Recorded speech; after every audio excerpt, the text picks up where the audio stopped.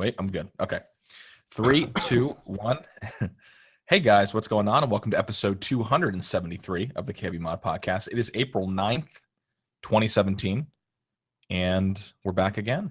Thought you got rid of us last week. We said it was the last episode, but no, we no, we didn't. I just want someone to listen and be like, "What? Did I forgot about last week?" And start being like, "Oh, I must not be getting making everyone second guess themselves." Yeah, no, we didn't say that. That was a joke, but we are back again. No Brad this week. Brad's brother's in town, so we spent some time with him. I wish them both well. I heard they were going to go tobogganing or something. I think is what he said. So tobogganing. Yeah, wow. That's quite a Sunday evening activity. Yeah, sounds like a good time. And so yeah, wish them the best. But of course, Katie's N18, the legend himself here. How you doing, Katie? I'm doing pretty good. Good. Doing pretty well. You sound so, I have to say, I know I've said this a lot, but you do. Ever since you got off the Wi-Fi, you sound so crisp. Yep. Oh my God, I love it. I feel free. I feel liberated. It's good. First time in my life. And burn that bra, Katie. Burn that bra. You're liberated. Actually, burn the I was gonna say burn the Wi-Fi, but I'm sure burn the Wi-Fi adapter. The adapter. That's yes. You could actually burn the Wi-Fi adapter. That's what you should do. Rip the antenna off. In testament. No longer held down. And then of course, yeah. Oh, sorry. Go ahead. I mean. Oh no, that was it. Just more agreement. Just more praise. Effusive praise for KD. Yeah. I'll take more. I mean, I'm gonna get to that because we'll talk about what we've been doing, but I want to check in with Brandon real quick before I continue to heap praise upon you, like fondue on top of fries. There it is. Cool. Spicy analogy. Damn. How you doing, Brandon? Doing good. Doing really good. Yeah. Had a nice relaxing weekend, and ready to talk about things I did this week, games I played, news that happened.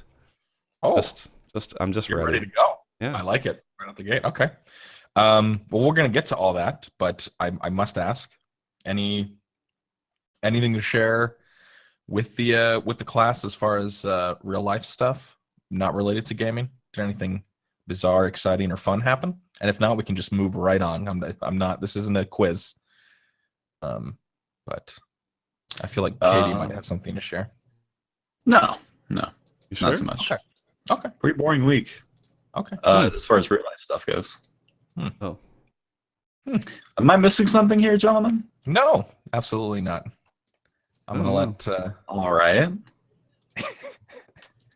I'm so anxious to hear what you have to say. No, I don't have anything to say. No. Let's move on to what. Well, I was gonna say I feel like you did something pretty interesting. Is that you casted? I don't know, like a Changbang Rocket League. Well, tournament. that has to do with that doesn't move game, the needle. And no, that was video game related. Yeah, but that's not what you were. You weren't playing the game. That was like an activity outside of the game. I mean, you casted the game. It has to do with video games. I don't consider that a real life thing. Fair enough. All right, but yes, I did cast the Changbang Rocket League Invitational, and it went pretty fucking excellent. Yeah. Cool. It was. You were great. I was gonna keep heaping praise on Katie's end. Is quite a. I mean, we already know he was a commentator from the CS stuff you've done, but I hadn't heard you cast Rocket League before, and it was spicy. We learned a lot about you and about Rocket League, and yes, we did. Some jokes were made that just went a little bit too far, and oh really? I didn't get a chance to tune in. What were the good jokes? Yeah. Well, you're gonna have to go hit up the thoughts on that one. Okay. Okay. Yeah. See what I did there? I kind of deterred anybody from looking at those. No teasers. No teasers. Interesting. I'll leave it for the people themselves. However, do some digging on the Changbang Twitter account. You can pick it up pretty quickly.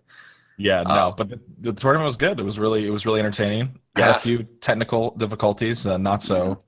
Ahmad here and community members. He was hosting originally, and then his power actually went out. Yeah, he was saying some electric workers came up and actually pulled the plug to his entire house by accident, which that was tragic. In the middle of one of the most heated games of the it was tournament. very heated. So I was actually typing who was scoring goals and the score in the chat, keeping the people entertained still. That is one of the great things about Twitch chat, is because it was a pretty heated game, and like between two teams that people really wanted to see, and then so the stream goes down, and Katie's old school all caps typing like you had to go back to the IRC scorebot days. Basically, it was like a scorebot. Yeah, it was like one of those fireside chats. You're sitting by the radio, getting the score that way. Yeah, but it was a lot of fun. There was one unfortunate slip up with as far as actually no, I won't bring that up. But no, it's not what you're thinking. Okay, I don't know where you're going with that. Other than it was a pretty good tournament, pretty close games. Yeah, although there were I did enjoy. Next week are the semifinals and the finals. And actually got a pretty impressive prize pool from donations from you guys. Actually went to I think the pot right now is $177 to be split among like first, second, and third place. So it's pretty good stuff. Not bad at all. Still more opportunity to raise a little bit more. But yeah, it was good, and it made me again, it's fun to watch, and do amateur tournaments. You just it's a different intimate feel, and you don't have to be beholden to sponsors and stuff. Little things can come up. You can be more free with your language, past experiences that you may or may not have had growing up. So it's nice. Definitely very interesting. Jesus Christ. That was neat.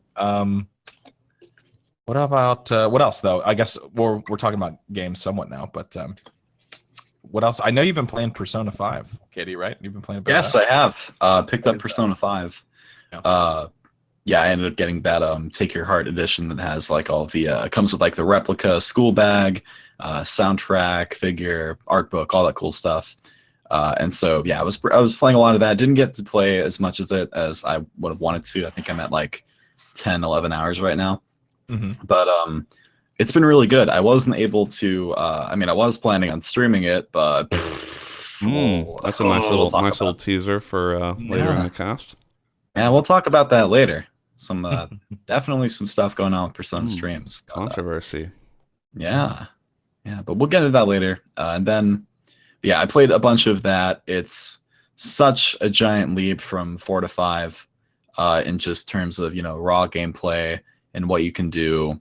I need to talk about the art style and just the art direction and just the work that went into every single aspect of that game. Every little piece of UI has just been like meticulously thought out. There's no like floating text anywhere that hasn't really been stylized. Everything is just super stylish, and like there's so many little quality of life things. In Persona 3 and 4, the two that I played, all of the dungeons you go through are these randomly generated hallways with like, just occasional doors and, treasure rooms, things like that.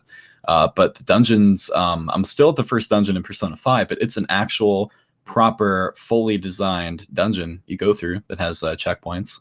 It does feel a lot easier and a lot more forgiving than the other Persona games. Like if you had a game over in 3, you were done. You went right back to the title screen. But 5 has an option where you can resume from like a checkpoint, or if you're in a boss fight, you can just start the battle over again. So that's a pretty welcome addition. One thing did happen to me that I got extremely pissed about in that game. There's I think a slight problem with the first goal, I guess you'd say, in the game. So pretty much the crux of the Persona games is like you've got this many days to beat the dungeon and accomplish a certain task, and if you don't do it within however many days, the game's over basically.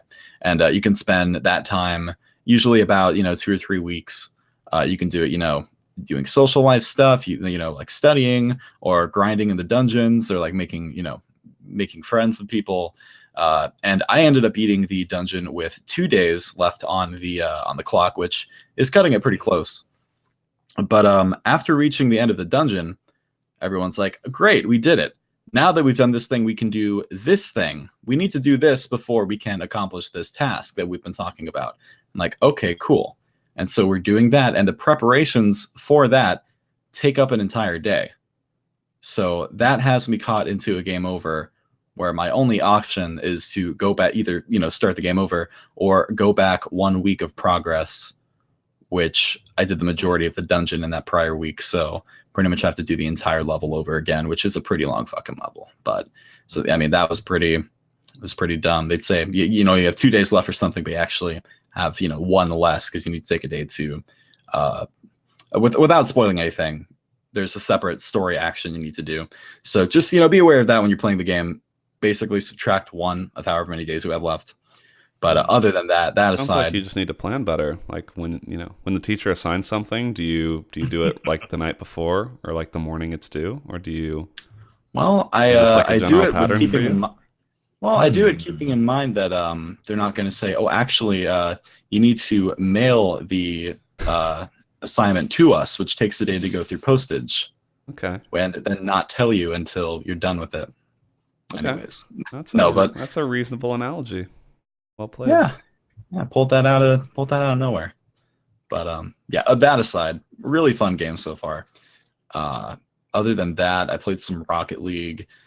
Finally, I was doing some duos with Zamagoras, aka Jeff, friend of mine, excellent player of the game.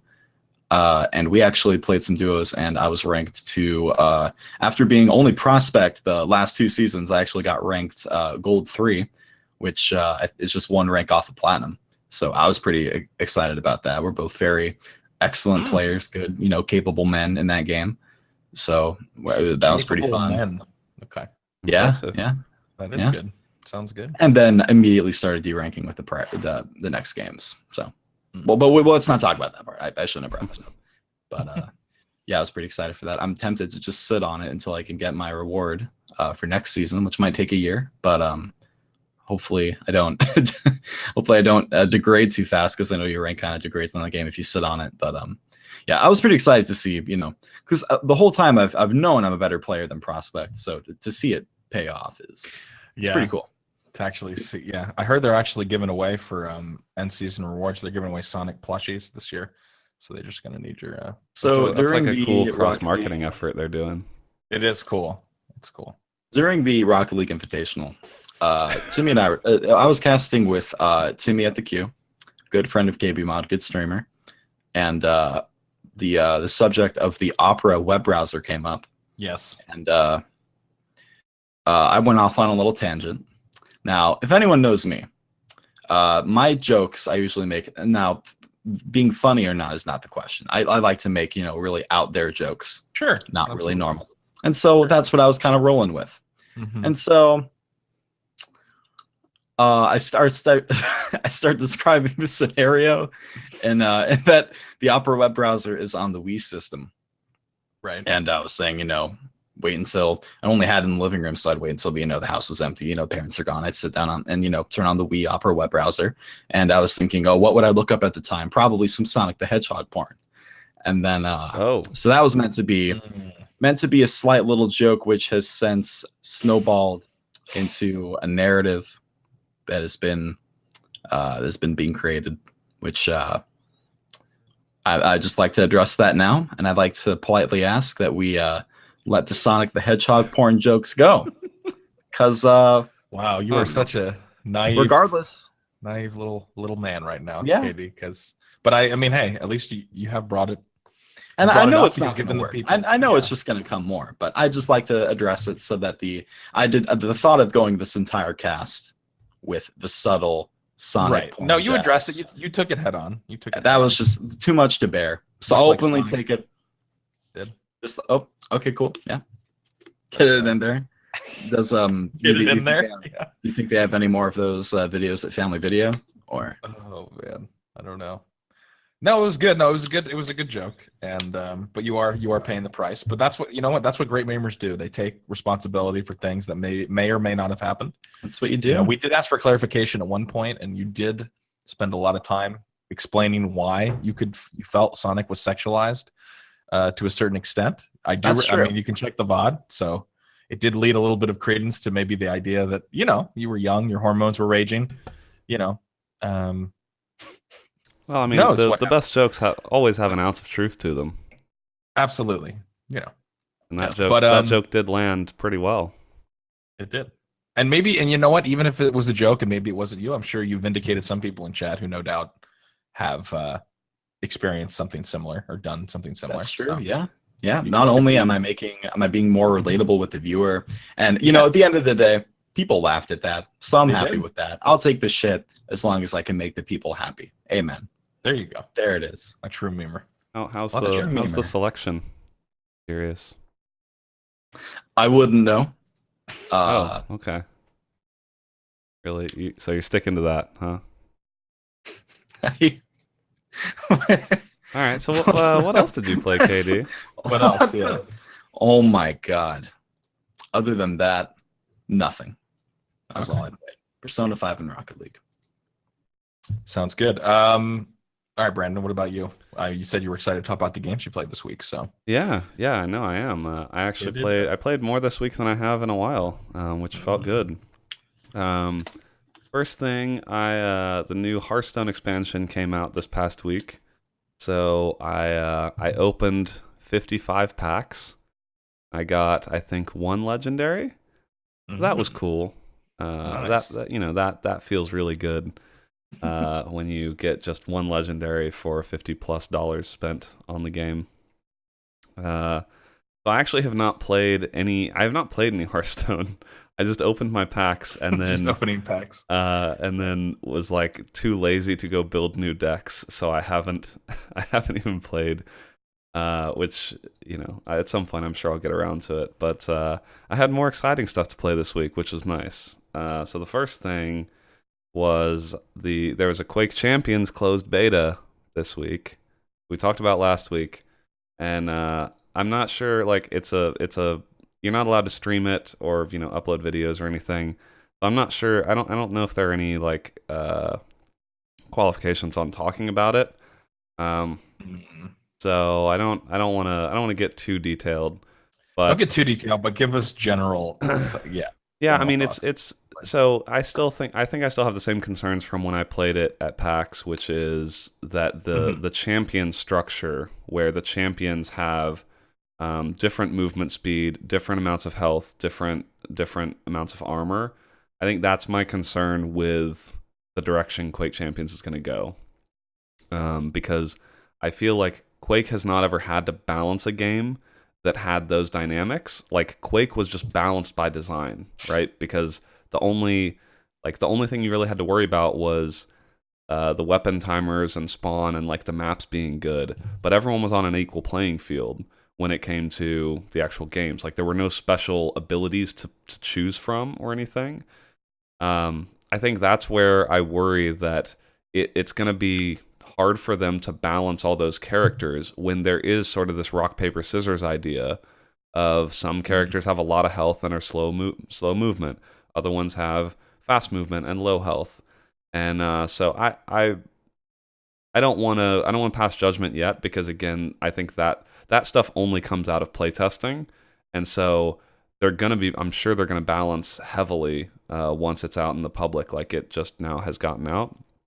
But I don't know that that's gonna, like, that might hurt the competitive environment. I think the worst thing that could happen for that game is like all the competitive players literally like find the best competitive character and only play that one. Like that I think would have to be failure for them, right? When you have this suite of characters and then no one uses and most they just of them. find the OP one and So I think that's my worry, is like that. I think that could happen. But I have to guess that's obviously like a big concern of theirs. I don't think that's like a revelation. I think that's probably pretty obvious to their internal dev team. So we'll see. But like, I guess to end on that point is like, I didn't play a ton of it this weekend. It wasn't like really sucking me in. And instead, what did suck me in was PlayerUnknown's Battlegrounds. Which we've talked about before, but I finally got to sink my teeth into it more this week, and it's really good. Like it's not super polished, it's rough around the edges, but that core experience I think is just really good, and I had a lot of fun with it this weekend. I actually played last night with you, Scott, and we did some threes. And then I did some duos with our friend Mr. Frost, and it's such a neat game. I feel like the pace works better for me than H1Z1, where H1Z1 is like that frantic arcadey pace. There are some times where you'll die in battlegrounds, and it's frustrating because you knew you never had a chance. But that's sort of also what I like about it, because it feels like it really rewards preparation more. Like, it rewards luck. There is certainly an element of luck, but I feel like a lot of times when I end up dying, or like we're on a team and the team ends up dying, it's because like we're racing to get inside the circle before it closes, or something else where we actually could have planned better, so that we're the ones picking other people off as they run into the circle. And like, I think it has a lot to do with getting used to that cadence of moving in quickly and being ready to take advantage of other people who didn't plan as well. And so I had a ton of fun with that this weekend. Really, my only complaints are, like some fun. There's like some funny, not funny in the moment, but funny in hindsight glitches. Like we were raiding a house that had two people in it, and I threw a stun grenade upstairs. And so I was trying to walk up the stairs, and we had somehow we got matched with a random guy. So we were a team of 3, but we were in a game of 4s because we had some random guy in our game. Even though I had it unchecked, which was odd, because you can auto match. And so what was his? I forget his name. It was also it was Mantis Toboggan. It's a great name. Mantis Toboggan. That's a great name. So shout out to Mantis Toboggan. God bless him. But so he was right behind me on the stairs. So I threw a stun grenade up the stairs, and then was backing up a little bit so that I could pull my gun out, and somehow I got stuck on him, and like got stuck in the upstairs thing, and basically fell to my death. You like glitched on it, the game thought you were falling essentially. For a long period of time, and then downed you. So that was good. So that was that was frustrating. But I think that's the kind of stuff that, like, I think early access, that's just what you're signing up for. And so it doesn't make me that upset, because I think the game in its current state is already pretty good. But I think like it'll just be so much better when they get better performance and stuff. Like it does suck that a lot of times you can't get better than 30 or 40 FPS, and most of us are on pretty good computers. So I think when they can improve the performance, and when they fix some of those glitches, like, I think that game has a really high like replay value, where I just wanted to keep queuing up for games over and over. Yeah, no, I agree. It's dangerous, especially if you're trying to keep any kind of sleep schedule. Yeah, you were up with us until like 3 your time. I was up until 5 my time. Yeah, it's like I'll queue for a bit, and then I'll be like, all right, I'm just gonna do a game or two, and then I get sucked in, and before I know it, it's way too late, and I'm like, so yeah, no, I'm glad you enjoy it, and I echo all the same things you said for sure. I think after having played, I mean, to be fair, I've definitely put more time into Battlegrounds than I put into H1Z1, but I agree with, as far as the style and the pace of the game, I do like Battlegrounds more, and the style of it. And again, it can be very frustrating. There's a lot of times where you'll die and you don't know where you died from. But a lot of those things, and sure, there's glitchy stuff like in any early access, but when you do, like, I think the mark of a game that really has that it factor, which Battlegrounds has, is when you do have one of those crazy rounds where you go off and get like 12 or 13 kills, win the game, or or have a really cool moment. It's like you're constantly trying to get back to that, and all of the other stuff feels worth it in the end to me. Like even for example, I was doing on stream with Frost last week on Thursday or Friday, and we just had terrible luck. Like we had stuff where like we would have a great start, then my game crashed, and then we would just get bodied 3 drops in a row by other teams, like just not getting loot.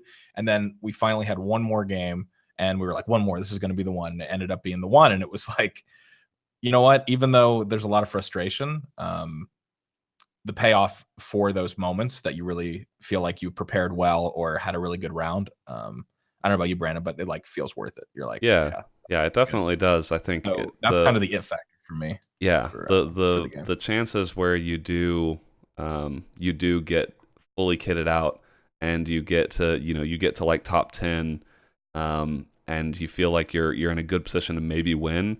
it's like even if you don't win, it is really satisfying to get to that point.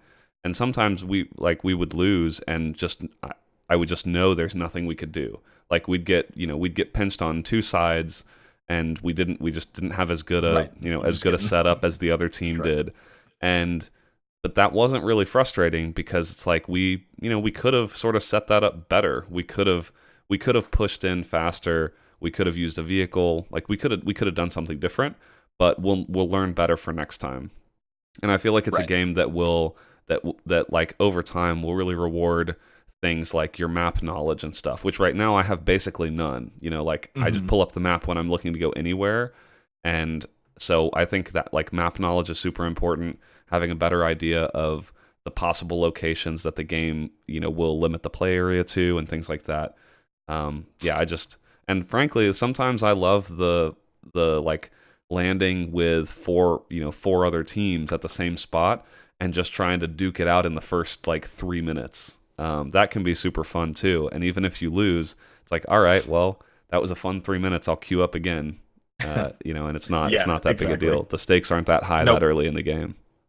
Yeah, you do. That's true. You basically are just back in it. I mean, which is the same one with H1, but you're just back in it basically as quickly as you're out of it. So you can kind of deal with the pain. There was actually a really interesting write-up, which I don't know if we're going to talk about this, but there was an interview with Player Unknown, the guy behind the whole thing himself, kind of detailing his career and stuff and his thoughts on the game. And one thing he said is he's planning. I mean, they're planning to work on this game for the next 3 or 4 years, and just kind of reading some of the plans and stuff they have for it. They really want to make this like an esport. Like his vision is to have like a 64 player kind of like LAN shit in an arena, and then almost make it like people. And I was like, I was reading what he's talking about, and I was like, that's, anyway, there's a lot of cool ideas that they're going to bring behind it. Even little things like having a kill cam that they're going to be adding at some point. Yeah, where, there's little things like that nice. I think little polish would be great for that game, because like a kill cam for sure, I would love sometimes when I die. Like there have been times when I died and literally had absolutely zero idea where I died from, and it would be like one shot, one kill. And so I would just love to see the kill cam on that, to see like how did the other person prepare, like were they just like set up and they were just beating me the whole time, right? And so it sucks to kind of never know that stuff right now, but yeah, I would love to see little quality of life enhancements like that. Man, we got to stop talking about this, because all I want to do is literally stop the podcast and go play right now. I was gonna say we'll keep you up late tonight. I know this is not good. But yeah, no. So I was just gonna piggyback off what you said. Unless did you have any other games? No. That was it. Okay. Yeah. So no, I'm glad. I'm excited. I'm glad. Like one thing, I'm glad that you basically kind of put enough time into it and to realize like that you enjoyed it, or like the aspects that you like about it. That's good, because I feel like the learning curve in this game is pretty high, in the sense of like to start feeling comfortable. Not that because there's still, like you said, locations, where to loot, all that kind of stuff. There's a lot of stuff that you can still learn, but to kind of get, if you don't play a ton of battle royale game, or haven't played a battle royale game in the past, it can be a little bit daunting until you sink some time into it. So yeah, like how many hours do you have in the game now? I'm just curious. So I think I have probably not that much. I probably have like 10 or 12. Yeah, and I'd say that's probably like pretty adequate. Like, yeah, and that sounds like probably a lot of time, maybe, to be like, yeah, you can start getting a feel for what the hell's going on after 12 hours. Yeah, but it really, you have to put that kind of time sink into it too. Yeah, and I think it definitely the addictive factor kicked in when I started playing like with you guys. With in twos or threes. Because solo, it's a fun game, but the game is so very different because everyone's on their own. So I feel like there's a higher impetus for people to camp. It is a little more luck based because everyone's just spreading all over the map. So like more loot's going to be taken, because people aren't trying to stick together. Whereas playing with a team, you have the knockout mechanic. Whereas in solo, you just die instantly. So I think that knockout mechanic sort of gives like an impulse or an incentive for teams to like occasionally take risks and move and see where other teams are, because it's not an immediate death if you happen to get killed most of the time. So playing with a team really ups the addictive factor for me, because it's like you can you're just always having fun. Even if your team loses, it's like, cool, let's just re-queue. It's always fun. Yeah. So one thing, because a lot of people that I know that aren't buying it because they're saying like $30 too much to ask for an early access. What is your thought? Like, I mean, what do you think? It's tough to say because like I think this game embodies what in some ways embodies what early access is for, which is like this is it is a rough around the edges game. It's not a game that I think is like completely ready for everyone to play it. Like you were crashing a bit last night. I've had some crashes. There's like some weird, it's a rough game in some aspects, but I do think that the replayability of the game is so high that I don't regret spending $30 on it. So it's really hard to say though, because I think for me, like $30 is not a big deal because I don't buy that many games these days. So $30 occasionally on a game that I feel like, I mean, I've already gotten 12 hours out of it. Like that's fun. I mean, $30 for 12 hours that's a no-brainer. But I also understand that for other people, especially if you had like a lower spec computer and you open up the game and it runs like garbage or whatever, like that's probably a bad experience. So it's tough for me to say, but I've gotten my money out of it already. I don't know that I can speak for someone else because I think it really does. Like there are other options that could scratch this itch, True. I think that's a good way to put it. Like I think definitely because I see a lot of people that have bought it and then say like their computer can't run it because it's not optimized at this point and stuff, and that would definitely be different. But if you have a decent PC, like sure, it definitely has its performance issues. But if you feel like you like these games or will like these games, I agree. The replay value, like you're going to sink. I don't even want to tell you how many hours. I don't even know. I have a lot. Like I've been playing this game. I have 47 hours in this game. Okay, I paid $30. Yeah. Like I'm going to continue to play it more. I'm probably going to have hundreds of hours in this game by the end of it. And so for me, in its current, it's not like you said, it's kind of like what early access is meant for. In that the game functions fine. Sure, there's glitches, there's going to be bugs and stuff like that. Sometimes the servers aren't great, but the core of the game is basically like it's there. It's not like they're still trying to figure out like what's the it factor. It's not. Yeah, what mechanics do we need to add? They're all not there. like proving the concept of the game. I think the concept is completely sound. It's all just around execution, and I think that the execution for some people may not be there quite yet, and that's completely fair. But I think if you already know you enjoy kind of survival battle royale type games, and I think I would go so far as to say if you like H1Z1, I see almost no circumstance that you won't like this game too, because they do share a lot of commonalities. They do. And they're different, but they do share a lot of the core. They are different, but the core concepts are pretty similar. So if you like H1Z1, I think this $30 is like a no-brainer to see if you also like this one and to sink time into it. But I also wouldn't blame you if you didn't buy it yet, because like for sort of the same reason as like Killing Floor 2, for instance. Killing Floor 2, I bought immediately when it was in early access. But for some people, they may not love that game enough to buy it before it's fully featured. And I think either way is completely fine. But like you said, you've gotten a ton of hours out of it. I've already gotten a lot of hours out of it. And frankly, I think they could have charged more for the game and people still would have bought it. Like I think $30 is pretty reasonable for what you get and the replay value. So yeah, but everyone's going to be in a slightly different situation, and I think the biggest thing for me is that the performance is quite poor. And that generally I think that's kind of the polish that gets put on last in games. So I can't really blame them for it, but if you have a low spec computer, definitely buyer beware. Yeah, definitely. And I did, so one thing before we move on to some news, I did play a little bit of the H1Z1, the new update, where they added the spec client, hit marker stuff, basically that was on the test servers for the last week and a half or 2 weeks. Oh yeah, how was that? And it was good. I mean, it was good. It's impressive. The spec client was really good, like tick rate wise. You can tell exactly what's going on. Definitely smoother than the Battlegrounds spec client, which was one thing I wasn't necessarily expecting. By all accounts, it seems like a pretty good update. I can't really speak too much about like hit reg and all that kind of stuff, though. I've heard that people, when things are working, feel like it is better.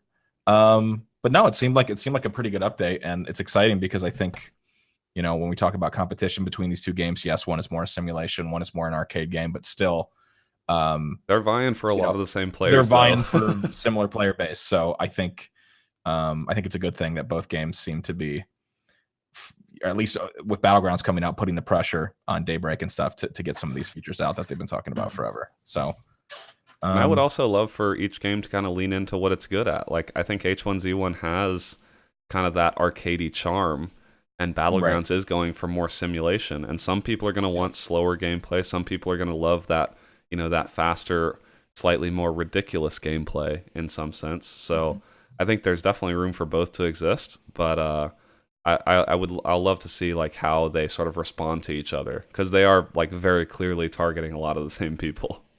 Yep. Yeah, exactly. Real quick, before I move on, I forgot a game I played that I would be chagrined if I did not say it. Much to, I didn't get to play it too much. I streamed it for a few hours, but I tried. I got about 4 hours into Doom. Okay. And, yeah, that game is so good, so excellent. But I mean, the one thing that really blew me away with that game is just how much I enjoyed the soundtrack. Like, I was not expecting like that to come in, because I knew people were hyping up that like they did, like they played it live at the Game Awards. But just the way it comes in during those like crucial fights, it really elevates the some of the combat scenes in that game. And yeah, that game is just really good. Just wanted to throw that in there, make Brandon happy. Nice. I was just gonna say, I can see the smile on Brandon's face, so you made him very happy. Yeah. The hype is not fake. That is a legitimately excellent single-player experience. So, Scott, your turn. Yes, I know. I'm next. I said, I think, because you were talking about it, I was like, Katie, you have to do it this week to piece Brandon. He's holding up his end of the bargain. He is. Probably not going to try the multiplayer, though. Heard too many bad things. I didn't hate the multi. I know people hate on the. I'm not going to go down this road again, because I feel like we've talked about this so much. But my requirement is not that you play the multiplayer. It's that you play the single player.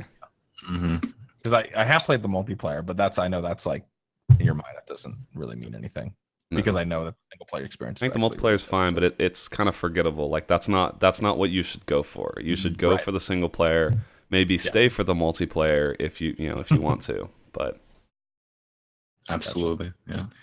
All right. Well, Katie, why don't you talk to us about what's going on in KBMOD, and then we'll jump into some news. Sure. Yeah. Got a couple reviews new on the site. Of some pretty of some titans, some recent video game releases. Mass Effect Andromeda, our resident reviewer 06 did a review for that one. After, like, I've only heard mixed things about Mass Effect Andromeda. I mean, the general thing that I've heard is that it has flaws, but it's still an enjoyable game. So I was pretty excited to watch this, and it's a pretty well done review. Also, Yooka-Laylee, we have a review up for that one, which is another pretty divisive game, I'd say. Like, I hear complaints about that. It's the same kind of deal with Mass Effect, like a good game, but a lot of complaints. And of course, you're still going to have all the children in the comments still talking about John Tron. They won't fucking let it go. So annoying. But yeah, two really good reviews on the site. You should check those out. Check it out, kbmod.com, and check that. Cool. Enjoy the content. So, all right, let's jump into some news here. Speaking of enjoying content, or content you're not allowed to enjoy. I'll take Tell us, KD. Go in. Here we go. No, go ahead. Just start. You got it. Persona 5. Finally coming out. People like myself very excited to stream the game. Now we cannot do so in good conscience, because Atlas has come out and said they've come out with a very strong stance on anti-spoilers for the game. They've said if certain content of the game is shown off, they did a blog post or like a post on their website going into very heavy detail about what you cannot show, whether you're uploading videos on YouTube or if you're streaming the game.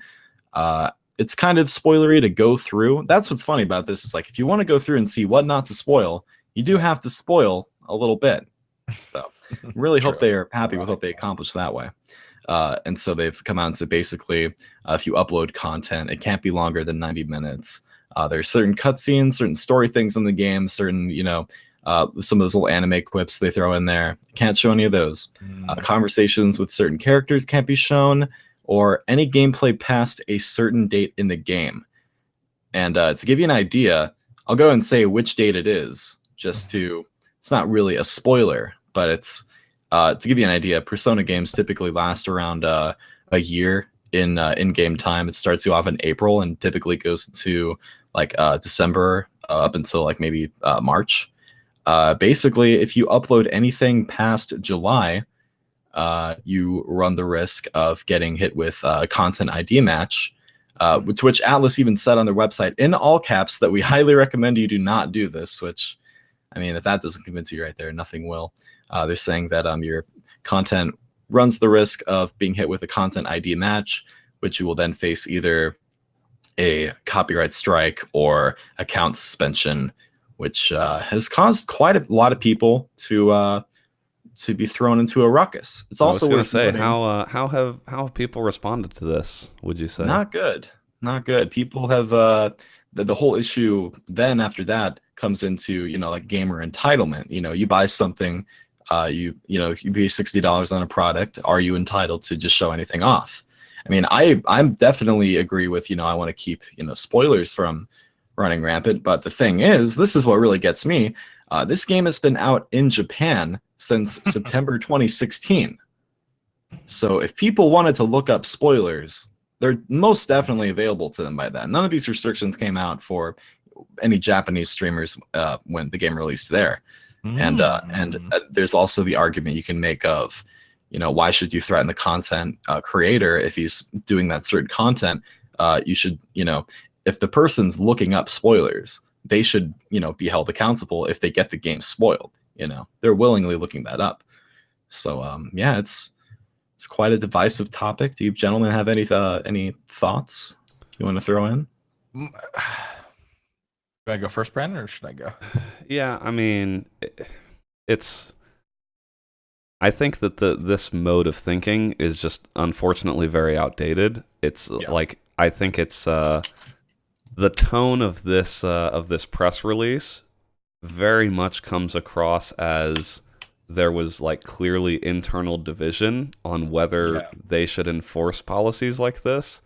I want to highlight one sentence here in their blog post, which was, it says, "This being a Japanese title with a single playthrough story means our masters in Japan are very wary about it." The fact that they published something that says our masters in Japan, that pretty much tells you everything you need to know. Yeah, that's a good that I think in this is sort of how like sometimes you see like Nintendo will operate this way, that like the Japanese arm is really controlling the policies and everything that they put into place, and largely the people in America are not in control of that, and it seems like that's the case here. I just think, I mean, because it's trying, so if you read this between the lines, it's trying to be so buddy, right? And and like, hey, everyone's so excited. This comes across as someone was forced to write this and knew it was going to go over poorly, and it went over exactly as as I think all of us would have expected. It's kind of a shame because it's like, by all accounts, it's a good game. It's a game that a lot of people would be interested in streaming, just because it's like, because people want to stream good games. So it's a shame that like, I think often this basically always backfires.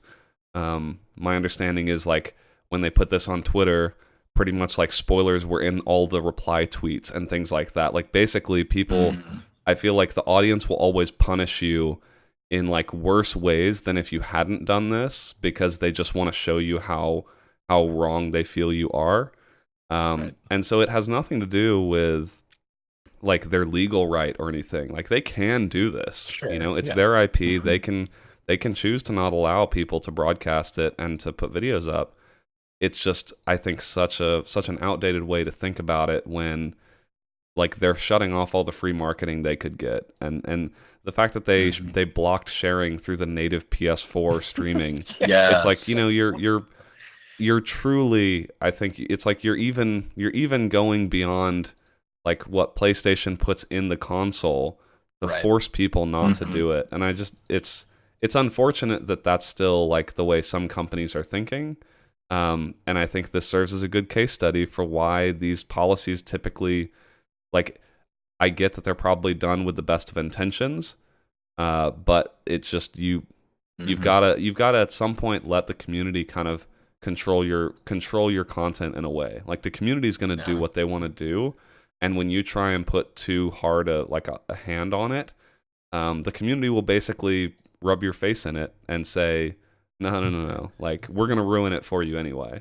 And they're gonna post spoilers in other places. Like, there are now people who want to spoil this game just to show them that, like, the fact that video content can't be up doesn't mean that I can't spoil it, right? Like, you didn't think about the fact of that spoilers could be anywhere, and haha, people are gonna get their laughs from spoiling it now because they know that it's gonna really, like, make them upset. Yeah, it just doesn't make any. I mean, I agree with everything you're saying. It doesn't make any sense in the world that we live in, right? With the internet, like maybe back in the day, right, when the only way that you consumed your news and stuff like that was either gaming websites that were somewhat locked down, or like fucking Game Informer or the official PlayStation magazine. Then sure, then you or demo discs were how you saw stuff, but it just isn't like that anymore. Information is readily available on any game. It's crazy. And like you said, also the fact that it was out in Japan for a year. Yeah, that's what makes this such an odd situation, bizarre. Because it's like, if you were that concerned, this is like I feel like this is a weird title to take that stance on, because the spoilers for the truly hardcore are already available. Yeah. Because I'm most definitely, within weeks of the game coming out in Japan, I saw streams of people playing it. I mean, I didn't click on anything, but I see Persona 5 Final Boss, Persona 5 True Ending, videos everywhere. Yeah. So there's nothing being done about that, which, that's just insane. And speaking of that, I mean, that native capturing, blocking the native capturing is something too. Like, I had to go and turn off notifications because it was so annoying. Like, every time you went into like a cutscene, like, you'd see the little, you cannot take a screenshot now. You cannot record video recording blocked. And there was like a time when I mashed through a certain like text dialogue, and I was like, okay, I missed what that said. I can hit the share button and look at like, save a video clip and see what I mashed through. I hit the share button, save video. The only recorded video was from when I started the game that session, and it was like 18 seconds until I hit load save file, and then nothing after that. Like, you can't even share any of the video in there. Like, I just thought that was, when I saw that, I'm like, wow, they're even hitting that in the game too. But yeah, so many notifications all the time. I think disabling features like that sort of only serves to push people away from your franchise who otherwise would really engage with it. Like, when I think about the people who are going to use the built-in streaming or like the built-in share functionality on the console and stuff, it's kind of your, for lack of a better term, like your casual audience, like the people who want to like share that clip on Facebook because like they beat the game and they had a really good time with it. And it's like, yeah, obviously anyone who really wants to stream it, they'll get a capture card, like they'll find ways around it.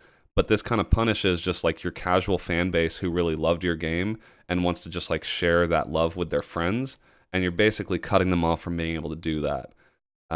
So I mean, I think this is all obvious to us here, at least in the US for sure, that there was like very little upside to a policy like this. But it's kind of a shame that they do this, and then people literally like reading about them doing this on Twitter might have had the game spoiled for them because of like people putting it in comments and stuff. Like, this stuff just always backfires in such a bigger way than if they had just never said anything.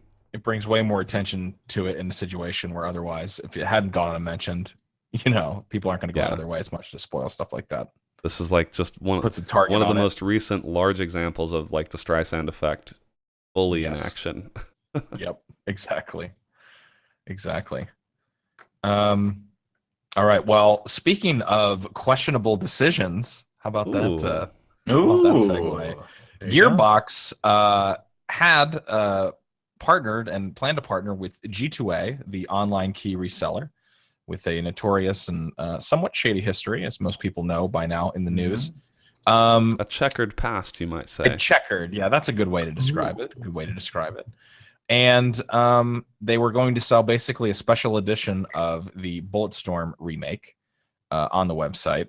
And Katie Zen, go ahead and detail us exactly what happened, because Total Biscuit got involved here because I believe he was going to be doing some promotion with Gearbox for the game, correct? And he basically, it looks like, ran down the reasons why G2A is shady, and to try to explain why he wouldn't. I guess he didn't want to partner necessarily with Gearbox anymore, and we're kind of dealing with the fallout now of that, I guess. Yeah. So, yeah, Total Biscuit released a video basically recapping all this, and I'm a little rusty, so I'll try to kind of go through all this. So, in Total Biscuit, he's basically explaining to Gearbox after, I think they had reached out to. So Total Biscuit had said he would no longer cover Gearbox releases on his channels because of their partnership with 2A, and then that prompted them to reach out. And so Total Biscuit was talking about how he was in a conference call with Gearbox, basically going through all of his evidence, working with them, showing them all of their shady business. And so after that happened, Gearbox basically issued an ultimatum to G2A detailing what business practices they should change. Like one thing that was just absolutely deplorable, I'll say, is that when you buy a key from G2A, you basically spend a kind of tax, like maybe, $2, maybe more, for like a G2A shield, which is a kind of insurance that if let's say you buy the game and if your key is not valid or does not redeem the game, then the only way you can return that is if you have bought the G2A shield and saved a little bit more money. So the fact that they even give you that option to basically, buy a product and have it, and well, that they would sell a product and not guarantee it, is just a giant no-no. So basically, I'm just going to read off the terms of the ultimatum they put out. They said, within 30 days, G2A Shield, aka customer fraud protection, is made free instead of a separate paid subscription service within terms offered by other major marketplaces. They talked about how all customers who spend money deserve fraud protection. To that end, all existing Shield customers are notified that they're now free and no longer will be charged. They also said within 90 days, G2A will open up a web service or API to certified developers and publishers to search for and flag for immediate removal keys that are fraudulent. And they said this access will be free of charge and will not require payment by the content holders. And G2A will make a public commitment to this within 60 days, implement throttling for non-certified developers and publishers at the title, and account payable levels for fraud flagging process. And so that was to protect content providers from having large quantities of stolen goods. And then finally, G2A makes a public commitment. Within 30 days, G2A restructures its payment system so that customers who wish to buy and sell legitimate keys are given a clear, simple fee structure that's easy to understand and contains no hidden or obfuscated charges. And so, yeah, they basically... Can I just say, this whole thing is one of the most bizarre situations I've ever heard of. I cannot think of another... Gearbox is telling G2A, I mean, and again, regardless of what you think about G2A or whatever, but from what we've been able to tell from stuff that has come out over the past year or two, is that they're basically they're that shady market, right? And that's where a lot of their business is done, with these stolen keys. So it's basically their business model. Yes, there's some legitimate transactions that go on, I'm sure, but for the most part, it is that soft, that gray market, that shadow market of people. There's a lot of stolen stuff on there, and they don't really do anything seemingly to really stop that, at least, even though they've made commitments. So Gearbox, because they have an agreement, and again, I'm sure it was in writing and stuff, so this is probably why they're going this far, but is like, hey, change your entire all of your business practices, and then we'll work. Like, it's just such a weird... Am I right, Brandon? The weirder thing to me was that, it seemed like they were just going to go through with this. Like, whoever at Gearbox signed this deal was just completely unaware of G2A's reputation and sort of the some of the past and their spats with developers. that have been pretty public. Sure, I feel very like if public, you're Oh, in the yeah. industry, this would have been hard to ignore. But Yeah. they get to the point where they signed a deal, and then like Total Biscuit has to tell them, here's all this stuff that happened. And so Right. then they issue this weird ultimatum that, you're right, does seem odd, that it's sort of like, I think this is what they I think do. in a way it sort of Yeah. makes I think it sort of makes Gearbox actually Yes. look bad, because it's I like agree. they have to do an about face and say, oh, actually, if you don't do this like very effort heavy stuff, like Right. like building a new API, making G2A Shield free, like these are the G2A Shield being free is a major change to their business model, presumably. Oh, yes. And opening up like a brand new web service or API within 90 days, like, just if you've worked at a technology company, doing anything like some new project or whatever and getting it done in 90 days, that can be difficult. Like, that's not a small thing.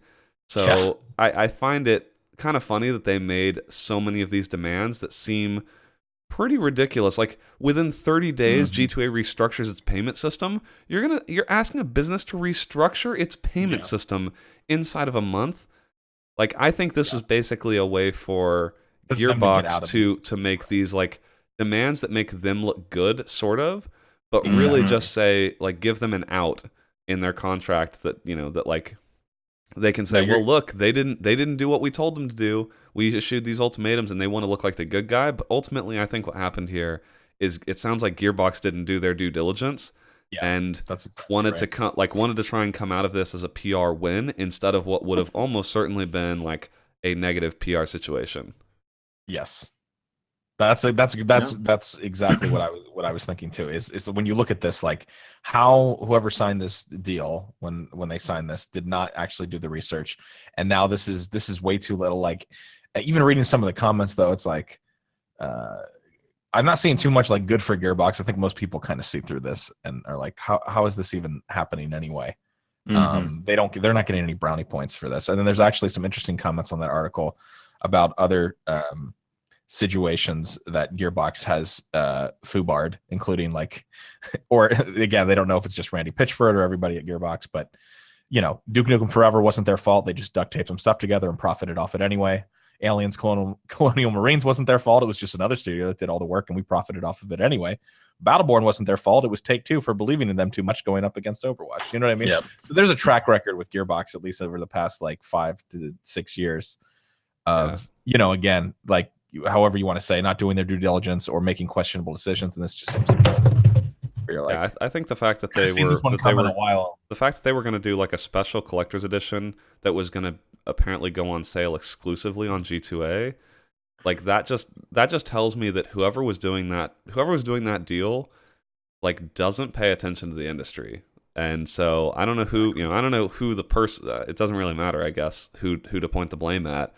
But I think I agree that Gearbox, like, some of this really does fall on Gearbox, that they sort of discovered that they might be in a bad situation and sort of threw G2A under the bus. And not to say G2A doesn't deserve it for things in their past, but like, I think that's sort of that's not a great way to do business from either perspective. And Gearbox just wanted to sort of look like they were the white knights of the consumers here, when in reality, I think they just wanted to avoid negative PR. Sure. Yeah. So yeah, definitely interesting story. And basically where it left with was G2A said we're basically still in conversations with Gearbox about this. I think in the article is kind of where it ended. I mean, I don't think any of us actually. I mean, do any of us actually think that these changes are going to be implemented? I mean, not in this timeline. I don't think I would be shocked. Yeah, not in that timeline, of course. I don't think so. But it's like it could be. They might find some compromise in the middle. I could see them if they agree to some terms where maybe it's not like within 30 days and 90 days, but they agree to over some timeline to change their practices. Like, maybe it changes to some non-exclusive thing where they still sell it on G2A, but it's like not as much fanfare and that sort of stuff. But I don't know. I could also just see it basically Gearbox saying, well, we dodged that bullet, and just basically telling whoever does their BD deals, hey, don't do one with G2A again. Yeah. Yeah. Exactly. All Okay. right. So speaking of ooh, it's a tough one. Speaking of better deals, Oh, okay. All Okay. right, you the salvaged Xbox that one. Scorpio. Yeah, we got that. The Xbox Scorpio is trying to be a better deal than the PS4 Pro, and the specs for the Xbox Scorpio actually got revealed this past week, and they actually turned out. I'll do a quick rundown here. They actually turned out to be slightly better than the PS4 Pros. So as far as the CPU goes, they're both 8-core CPUs. PS4 Pro is clocked at 2.1. The Scorpio is clocked at 2.3, which is not a huge improvement. The GPU, the PS4 Pro had 36 improved GCN compute units at 911 megahertz. Love those And, GCN compute yeah. units. Boom. That's how you measure it. Yeah, but the Scorpio had 40 clocked at 1172 megahertz. It also has 12 gigs of GDDR5 RAM instead of 8. The memory bandwidth is at 326 a second instead of 218 of the PS4 Pro. And of course, it has the 4K Blu-ray player instead of just a standard Blu-ray player.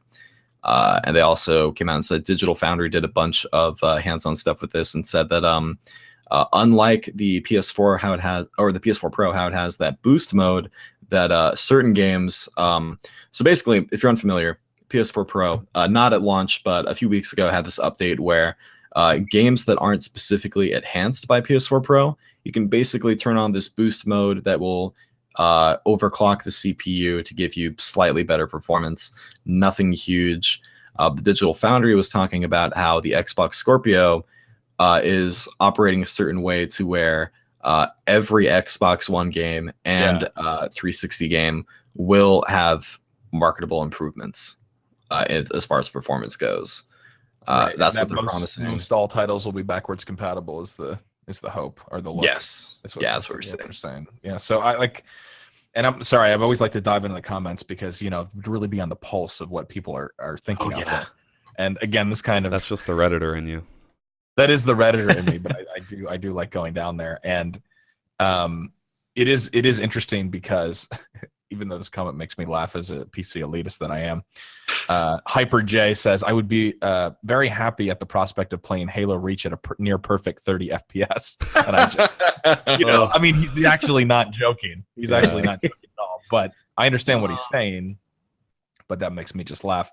But no, I mean that I yeah, to me, this is all nice, but where are the games? End of the day, where are the games?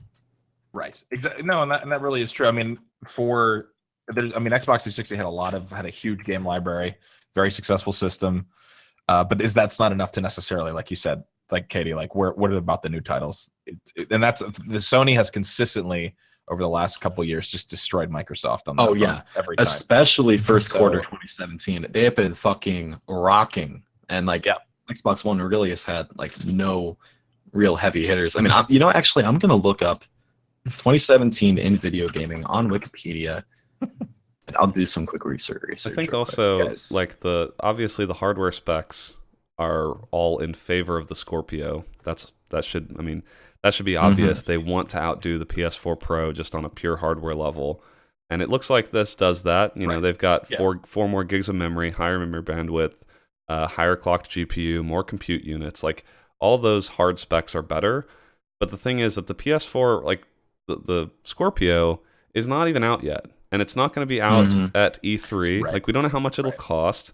I feel like knowing the specs already, it's not like those specs are mind-blowingly amazing, especially compared to PCs. So when this comes out, are those specs still going to be that impressive? Or are we just I feel like the PS4 Pro is already we're going to get to a point where PS4 maybe they release another Pro X2 or something next year or the year after. I don't know. It feels like we're entering maybe this arms race.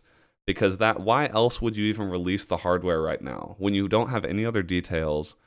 Why do people care about the hardware specs unless you're just trying to prime people that this is gonna be better than the PlayStation? But it's so premature. When they're saying the price announcement might come at E3, E3's 2 months away. Right. But like, what Exactly. is the marketing? What is the marketing plan here? Where like your hardware specs come 2 months before price, and then like do we even know the release date yet? I don't think We so. do Right? not. No. So it's just like I don't know. It's for me right now. It's like it's kind of vaporware. It's like cool. Your hardware specs are going to be great, but I can't like you can't do anything with that today, and it's still months away. So who cares about hardware that's still months away? It's like that hardware is going to be months older by the time Yeah. this actually releases. Yeah. I just did a look here. Not really counting anything that has yet to come out, but just as far as how this year has been between the two. Xbox One exclusives, not counting anything on PC also, but Xbox One. No, we'll start with PS4. You've got, and just going, like, I mean, subjectively, you'll see these games good or bad, but just going by, these are games with high Metacritic scores. Gravity Rush 2, Tales of Berseria, Neo, Horizon Zero Dawn, Nier Automata, and Persona 5, all exclusive on PS4. Xbox One has had Halo Wars 2, and Nice. yeah, that's it. That is it. Cool. Yeah. Excellent. Good Uh, year. Dang. It's a That- banger though. Halo That, Wars. Bunch of that systems chart better. does not appear as favorably as this hardware comparison did. No, definitely not. Not at all. Yeah, Good but lord. I think you're kind of underscoring sort of what I'm talking about, that like the hardware doesn't matter, especially when it's months away from releasing. And I think you've got to have more than just better hardware. Like you're going to have to convince people that this is a system worth upgrading to in the first place. And part of that is going to be games, part of that is going to be I don't know, other features or backward compatibility or I don't know what it is. But the hardware specs alone I think mean less and less over time. As as they become more and more like PCs, pretty much. Yeah, Exactly. for sure. Okay. All right. Let's Well, jump moving some- into the quick hits, also in hardware news, NVIDIA wanted to retain their crown Yes. of having the most powerful graphics card in the world. So they released its new Titan, which they call the Titan XP, and This reminds me of Windows XP every time I see XP anywhere. But I was gonna say I'm not sure. I feel like the XP branding is probably not maybe not the best naming convention to go with to indicate performance in 2017. Right. Exactly. But so they had the 1080 Ti, which is very fast. It's a very fast card. But I feel like they NVIDIA, at least in the several recent generations, always wants to have that card that just completely blows AMD away. Mm-hmm. And so, of course, they would have this card, which has all sorts of awesome specs. Like, honestly, the specs don't matter. If you're going to buy one of these, you probably really care about the specs, and you probably already know them. But basically, what most people, I think, care about is the price tag, which is $1,200. Good lord. So that's pretty much the price of like two 1080 Ti's. So if you've got to have the biggest and best, here it is.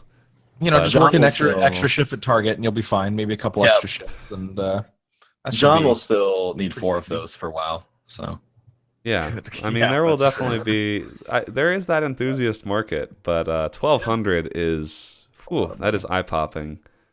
So.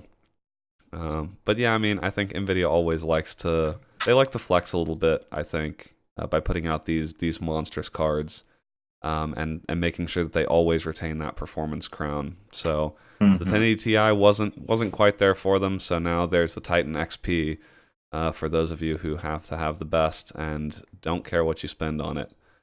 So that is out there, or will be out there soon, I think. But next up. All right. You want to talk about this one, KD? Mass Effect Andromeda. Speaking of really dumb fucking things, like $100 video card, this next story is really fucking dumb. You know why? I don't even play Mass Effect Andromeda, but this irks me because all I can think about is the fact that they are patching in. I mean, again, it's good that they're working on the game, but they patched in. It's the 1.05 patch. And it made a bunch of improvements and changes to the game. And one of the biggest ones is a graphical change that basically makes the eyes look like they're a little bit more realistic and less creepy, and also improves the lighting in a lot of the cutscenes and various parts of the game. And I'm sure you've probably seen some of these comparisons if you're on Twitter or anywhere else. I mean, it definitely looks a lot better. But what about the people that, like your fans that are really excited about the franchise, that, buy the game day one, power through it, binge through it because they love the franchise. It's like this gets into a bigger thing of patching single player experiences like this. Like, is it not a slap in the face? And I'm not saying, like, I understand, like, there's deadlines and all this kind of stuff, but does that not rub any of you guys the wrong way? It's like, because for a lot of people, I get that they might continue to play the game and stuff like that, and maybe not everybody finished it, but this patch came out a decent amount of time after the game's been out, at least a week or so. And most people, if they're diehards, are going to have tried to complete the game or played a bunch of it. And so if they don't go back, I don't know, maybe this is a little bit different of a thing because the game's kind of probably pretty long, but this just strikes me as kind of like, hey, we made the animations better. When they came out, they look wonky. They're bad. Yeah, the damage has been done. Right. You've already seen it as to what it is. Yeah. So you can't really salvage that. I guess they're doing all you can. They're trying to fix it. At least they're fixing it. But I totally agree with what you're saying. I'm not trying to defend this at all. I do like this opinion piece on Polygon. Mass Effect Andromeda becomes an early access game after launch. Dang, that's You're not wrong. Oh, I don't usually like to give Polygon credit for anything, but that's some heat right there. I like some savagery. That is good. Oof. Yeah, I think I am surprised that this was something that they chose to put in a patch instead of just include in the original game. I'm sure there are probably good reasons they didn't, but it's one of those things where you never know what's going to catch on with the community and sort of make them upset. And I think this is one of those things where it's like, this probably should have been in the game from the start. Like it's not a monumental difference. It's like a little bit more shading. Sure. It's like maybe that level of polish that I think you would come to expect from a Mass Effect game, and that being added in a later patch maybe speaks to, I don't know, was this game rushed? Like, why wasn't this in the base game? Right. I've heard things that this was developed by like a smaller like C team of BioWare, but I haven't really looked into that, so I'll try to look it up real quick. Yeah, so there you go. So, for people that did already play through it or aren't necessarily going to be going back, we should have waited a little bit. Shouldn't have bought it on, shouldn't have bought it on release. For all those people who were concerned about the look of the eyes during your playthrough, I imagine now you will play through it again just to experience, the proper human eyes. Finally. Oh, man. Good Lord. All right, KD, tell us about this because I'm sure you added this. This is all me right here. So, a new type of virus has been ravaging the internet. We're all familiar with ransomware. It's a kind of virus you get, blocks access to your files, basic usage of your PC, and asks you or demands you to pay a certain sum of money to a certain person to restore access to your computer. Now that's deplorable, but they've somehow found a way to innovate on this concept and become even more offensive. So there's a new kind of virus called ransomware. Now, Rensen, that is, I believe, the name of a waifu from the Toho series. And if you're unfamiliar with Toho, don't blame you. That's a popular Japanese series of bullet hell games. And basically, if you get Rensenware, a message comes up saying, your system has been encrypted by Rense. What the hell is it? Minimitsu Murasa encrypted your precious data like documents, music, picture, and kind of project files. It cannot be recovered, and it basically tells you that the only way that you can restore access to your files is to play one of the Toho games, TH12, Undefined Fantastic Object, on Lunatic difficulty, and get a high score of 200 million points. It's so good. I'll drop this in chat of gameplay of this game. Just give you an idea. This is a proper bullet hell game. This is one of those. So it's just this. So they somehow found. I mean, at least with proper ransomware, you can pay the money and get out of it. This one, you have to sit down and develop skill with this game to 200 million points on lunatic mode. That is just insane.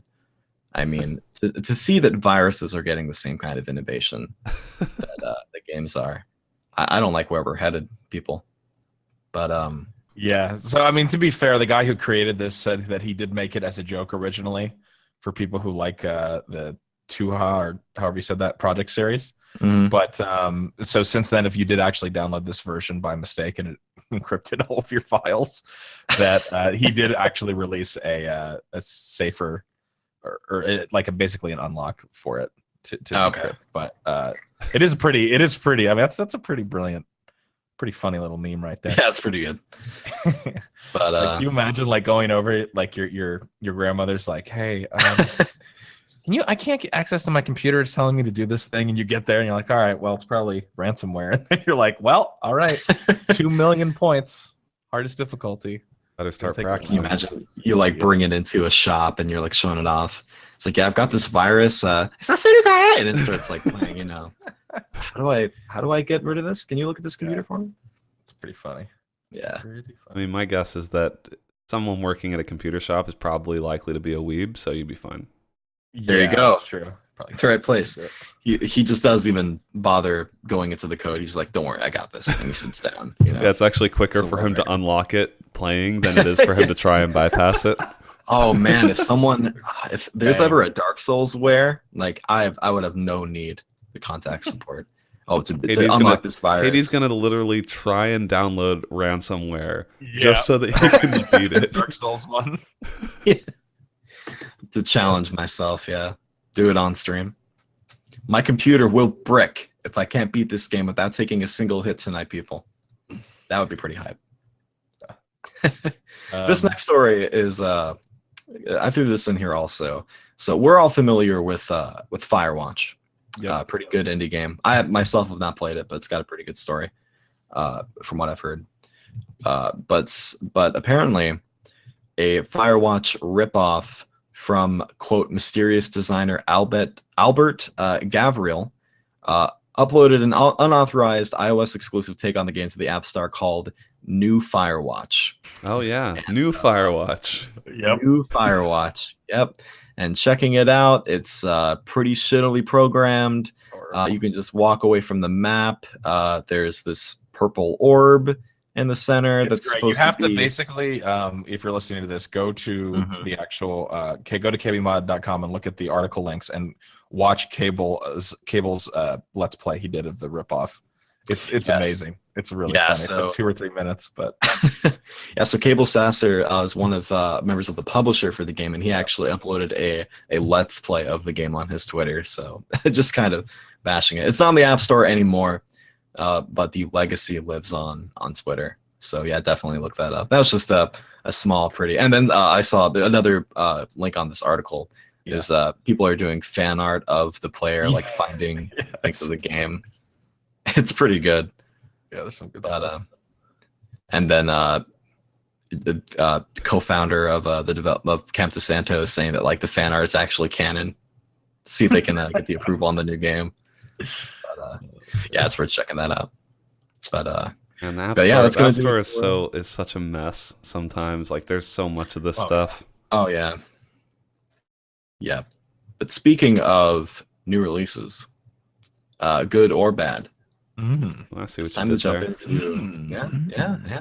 It's time to jump into our new releases this week. So I've gone into this section with a new mind. There were about 10 games that I thought were remotely interesting that I X'd out. The growth. If you're interested, I'm impressed. yeah. So we've got this week. We've refined it down to a good 3 solid-looking games that we're going to go through. The first one, of course, Yooka-Laylee, coming out on April 11th. Long-awaited game from Rare developers, spiritual successor Banjo-Kazooie. Apparently, they have come out and said one major complaint that people have been having about the game is issues with the camera. in the platformer, and so they've said that there is going to be, I think they're either they're working on it now, or there is going to be a day one patch to handle that camera. So ukulele, let me glance to see what our own KBMOD.com had to say about it. Oh, and it's in the video, and I'm not going to watch that right now. No, and we wouldn't spoil it anyway, because people should go to KBMOD.com and watch the embedded video anyway. Why would we spoil it? That's true. Yeah, it looks good to me. It does seem like one of those games you might want to wait a couple weeks for them to iron out some of the kinks. The facial animations in the eyes. I was going to say the eyes. The eyes do not look very realistic, so I would expect an eye patch incoming for this game as well. Sure. I see what you did there too. The pun, eye patch. Ew. Well done. Ooh, that's like worked on multiple levels for me. I am hard as a diamond. Sorry. Oh my god! If there was a pirate game next on the new releases, that would have been a godlike segue. God, that would. Oh my god, that would have been. We can.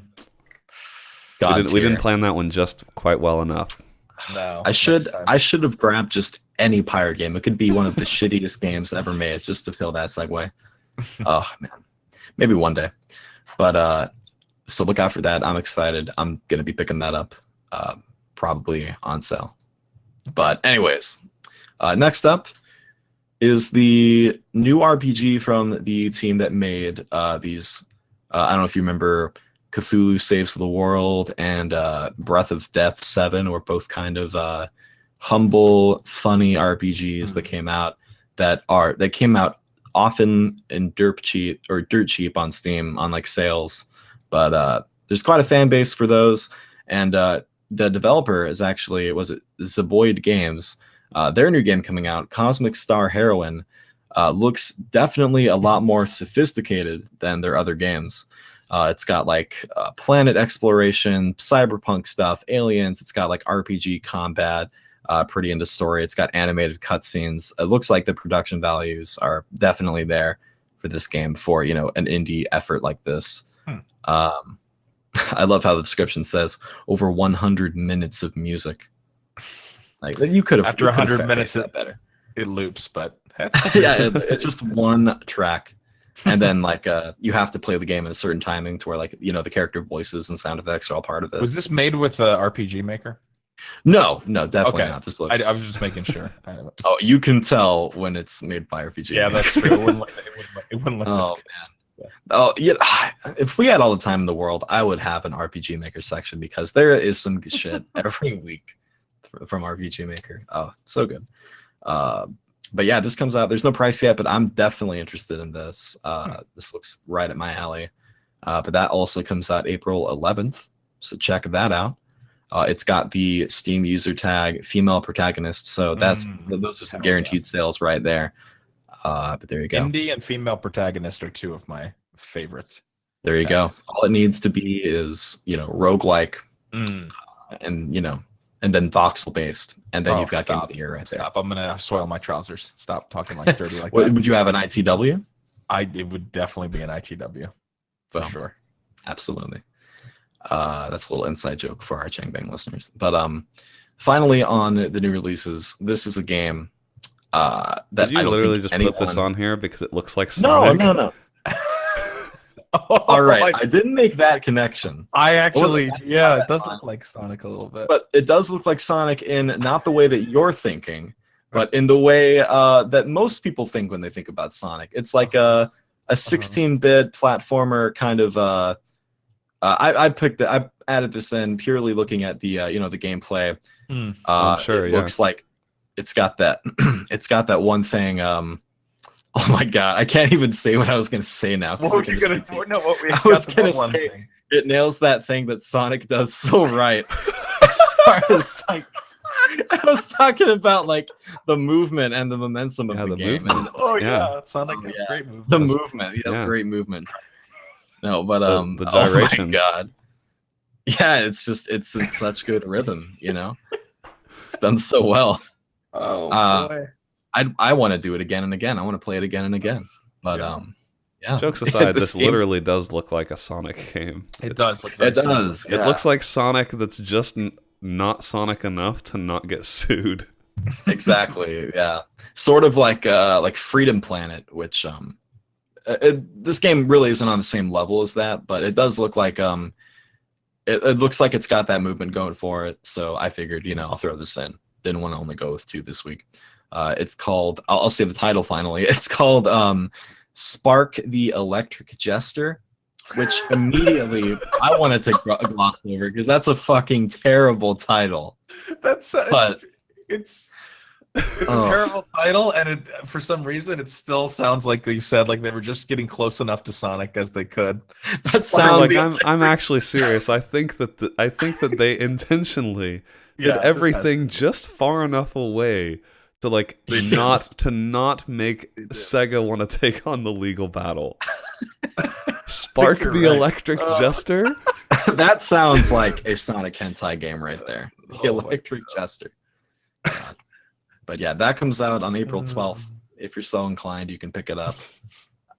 Wow, we almost got through a new release section without absolute garbage at the end. But no, it could be okay. It could be okay. You're right. We don't know. It doesn't look like a bad game, but it absolutely looks like it looks. Definitely I will say heavily inspired. Heavily inspired. Sonic the Hedgehog.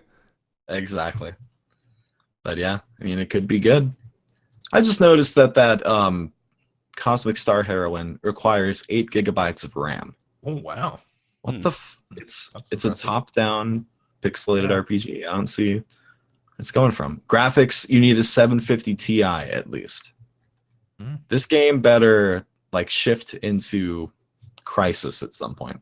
You know what's awesome is that that's their recommended spec. That you only need 2 gigs of available space on your hard drive, but you need 8 gigs of RAM. You could load the entire game into memory 4 times. Damn. Or that, something tells me that they did not spend a lot of time on their system requirements section. No. Yeah, they might need to relook at that. But yeah, that's gonna be it for new releases. You know what? That new release section was so good. I would want to relive it a second time.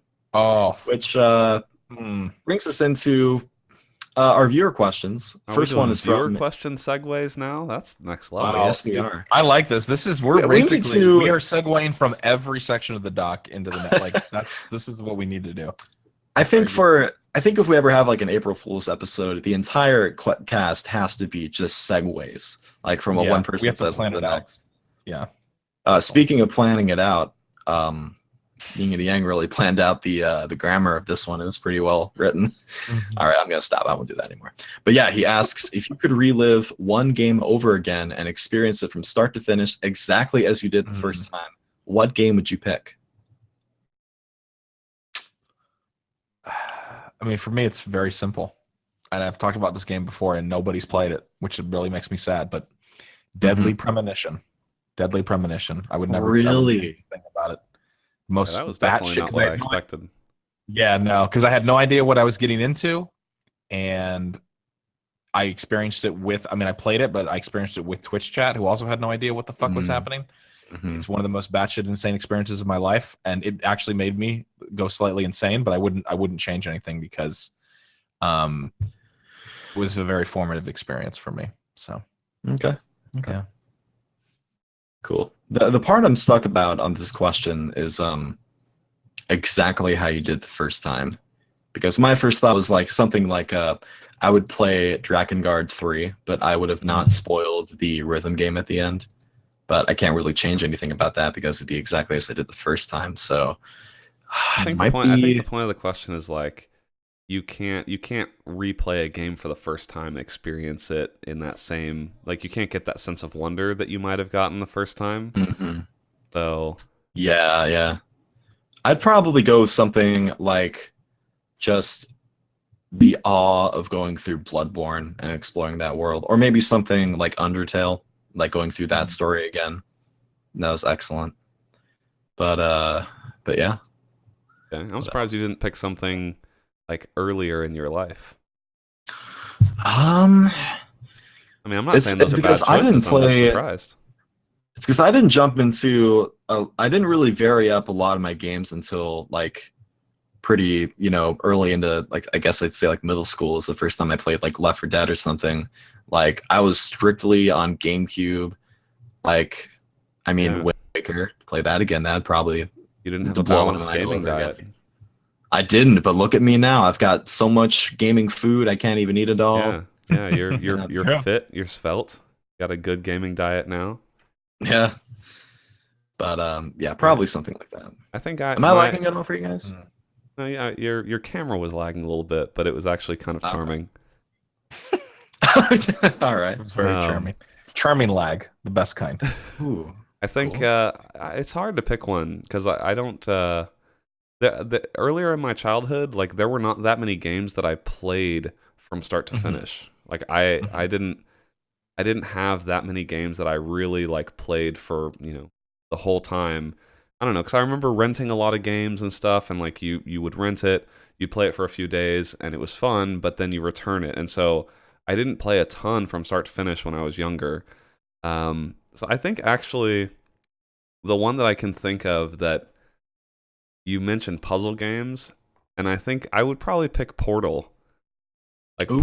Portal the first time, Portal or Portal 2, both were great. But like those, you can't really go back and play those now because I've already played through them. But I remember that first time just being kind of in awe of those games and discovering the that solution that you were stuck on for a while. Like those are just those games are so good that I really did enjoy those, from start to finish. But I've never gone back to them. I like once I was done with them, I was done with them. So I would love to relive it again, kind of the same way that I did that first time. Get that sense of wonder. Oh yeah. Cool. Yeah, now that you bring that up, I'm thinking, more recently near Automata, there are a couple times I played that. I just had to put the controller down and like walk away for a second because like, what the fuck is going on in this game? Like, I'd love to relive, those moments again. But yeah. What was your answer, APL? Deadly Premonition. Stick with it. Oh, I mean, that's right. I can think of a lot of like early games that I was impressed with, but yeah, as far as like just not going into that experience, not knowing what to expect, and having it end so crazily, yeah, I definitely wouldn't change anything. It would be cool to have it go through it again, even though it was very mentally taxing. I would definitely do it. Okay. All right, our next question comes from Macantu via email, and he asks us if you had to choose between giving up the ability to eat or the ability to sleep, which would you choose and why? And then he adds this because he knows. See, This is smart. He knows this cast. He knows that we're going to ask this. Assume that in both cases you can still function normally without the thing you choose to give up. So it's not a situation where you're going to die if you give up one of them. You still function normally. But I mean, this is a tough one. Obviously, I mean, clearly two of my favorite things, eating and sleeping. This is not easy. Yeah. Because wow.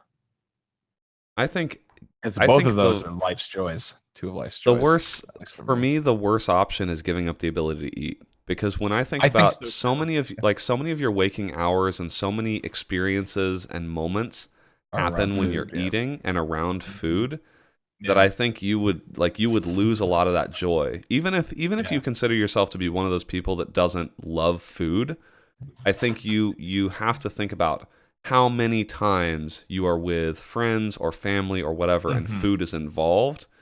And if you're just there because you're I don't know, you're missing the purpose of even being there because everyone else is eating, and like what are you going to do? You're just going to sit at the table because you don't need to eat.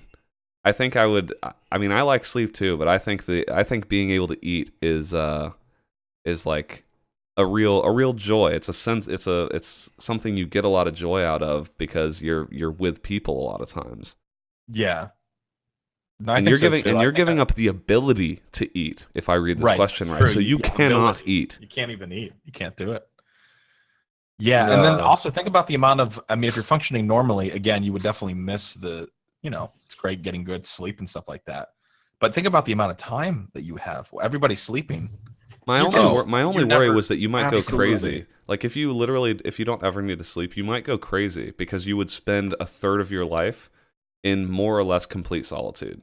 True. Which some people I think probably couldn't handle. I could handle it though. Like that would actually maybe be an advantage, I think. But you would be living your life in a completely different way from everyone else. Yeah. Yeah. But I still think I'd want to eat. Yeah. That being said, I'm gonna have to pull another farting ability to fly with you guys. Gonna have to disagree. Just when it comes to, a third of your life is sleeping. Getting that, like, and I'm like you, like I wouldn't really mind, I'm kind of the loner. I wouldn't really mind, everybody being up while everyone's asleep. That's just so much time that you're giving up. Like, I would give up the ability to eat. Like, it would suck. I mean, I'd be like, I would still be. What I'm trying to say is, there's so much you can do with all of that time that I don't think the ability to, eat would really match up to that. I mean, there's some good food out there. Denny's, I love you. But think of all of the time I can spend leveling up my rank in the Rocket League with all of that time. It just doesn't compare. That's true, Like, but you my could. gaming But if you didn't have to sleep, you could also do that. Yeah. Yeah. I don't know how you're equating. I think you don't spend 6 or 8 hours or however Yeah, long. you don't spend on as long average eating as you do sleeping. Yeah. Hold on. Are you doing this backwards? You've Hold actually. on. I think your reasoning misread the question. Your I reasoning think I is misread- sound, but you've actually argued for the other option. I think. Yeah, I'm very confused. Giving up the ability to sleep is a positive, right? Because that depends. you're spending Well, it all of depends on that your time. viewpoint. That sort of depends, because I think that here's the thing: you don't actually know. You don't know how you would function without sleep, just because you don't He need says it. function normally. No. He I says- I understand function normally. Like Yeah. I don't mean from a body perspective, because that's the point of the question. What I Okay. mean is, Mhm. like, you sleeping. You have this circadian rhythm right now that involves sleep, and so Mhm. like that is one way that you relate to humans. Like you lose that, and now you are different from every other human, and so I think like that has this potential damage that you don't even understand, because you've never dealt with it before. Again, like the other question, I'm going to go back to think of that's sort of valuable, being the only person who is not able to sleep. Think of the fame that can come from that. Man unable to sleep. Those are world records you can get right there, like the one of the guy who stayed up for 13 days playing Black Ops 2 online. I could take that record immediately. And just, like, I still think, losing the ability to sleep, like, when it just comes to, like, if we're assuming that if you don't have the ability to sleep, then you lose the ability to get tired. If that's not the case, then I would you're just going to be or you're not exponentially more tired. Think of the agony you'll live in if you're just getting so tired and unable to sleep. I mean, But yeah, let's not go with that. That's what I wonder. Like, I think it is hard to evaluate how this question works when you say you will still function normally, because But then again, sleep is part of normal. If you give up the ability to eat, that doesn't say you give up the ability to be hungry. So basically, I think what this question... Hold up. Assume in both cases that you can still function normally without... Okay. Could still function normally. So, yeah, if I'm still functioning normally, you won't get tired. Yeah, because that it doesn't just add up. That you basically that doesn't happen to you. You don't get tired. You just you feel about as normal as if you had decent sleep. Okay. Like forever. Yeah, then I'm definitely gonna give that up. I need to do something about this. I think if we take this question on its face and like take it generously, then losing the ability to sleep is the clear winner. Right. Yeah, I think so. For sure. But I don't know. Good question though. It's a tough question.